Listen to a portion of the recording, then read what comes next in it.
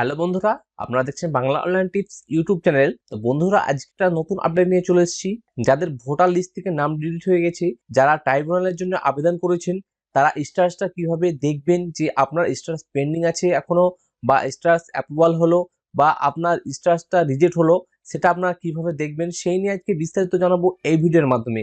তো ভিডিওটা স্কিপ না করে প্রথম থেকে শেষ পর্যন্ত দেখতে থাকুন। আর আমাদের চ্যানেল বাংলা অনলাইন টিপসে নতুন দর্শক হলে চ্যানেলটি সাবস্ক্রাইব করে রাখবেন এবং পাশে থাকা বেল আইকনটি বাজিয়ে নোটিফিকেশন অল অপশনটি অন করতে ভুলবেন না। তো আসুন শুরু করি। সবার প্রথমে voters.eci.gov.in অফিসিয়াল ওয়েবসাইটটা ওপেন করে নেবেন। এই অফিসিয়াল ওয়েবসাইটের লিংক আমাদের ডেসক্রিপশন বক্সে পেয়ে যাবেন। সেই লিংকে ক্লিক করে ডাইরেক্ট এই পেজে চলে আসতে পারবেন।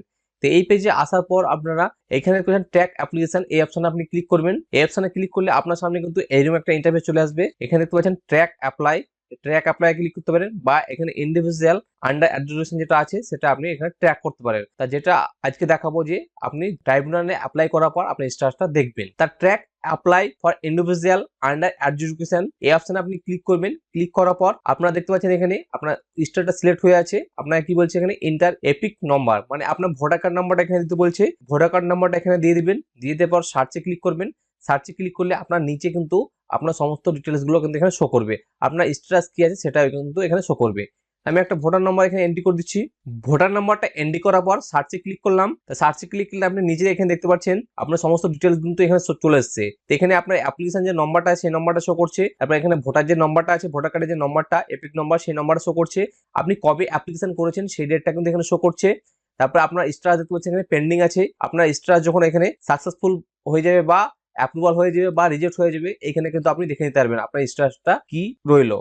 এখনো কিন্তু সেই স্ট্যাটাসটা পেন্ডিং আছে, মানে এখনো পর্যন্ত কিন্তু ট্রাইব্যুনালে কোনো কেউ দেখেনি। তো এখানে আপনি ভিউ ক্লিক করলে আপনার ফর্মটা পুরোটা অ্যাকনোলেজমেন্ট সমেত দেখতে পাবেন। এখানে আমি আর ভিউ ক্লিক করছি না। তা আপনারা এইভাবে দেখে নিতে পারবেন যে নিজেই বাড়িতে বসে মোবাইল ও কম্পিউটারের মাধ্যমে যে আপনি ট্রাইব্যুনালের জন্য আবেদন করেছেন সেই স্ট্যাটাসটা আপনি দেখে নিতে পারবেন। তো বন্ধুরা, এই ছিল আজকের একটা ছোট আপডেট। ভিডিও যদি ভালো লাগে অতি অবশ্যই একটা লাইক করে দিবেন, বন্ধুদের সঙ্গে শেয়ার করে তাদেরকে ইনফরমেশন দেওয়ার চেষ্টা করবেন। পরবর্তী নেক্সট আপডেট পাওয়ার জন্য আমাদের চ্যানেলটিকে সাবস্ক্রাইব করে রাখবেন এবং পাশে থাকা বেল আইকনে বাজিয়ে নোটিফিকেশন অল অপশনটি অন করতে ভুলবেন না। তো দেখা হচ্ছে পরবর্তী নতুন একটা আপডেট নিয়ে। তো থ্যাংক ইউ ফর ওয়াচিং।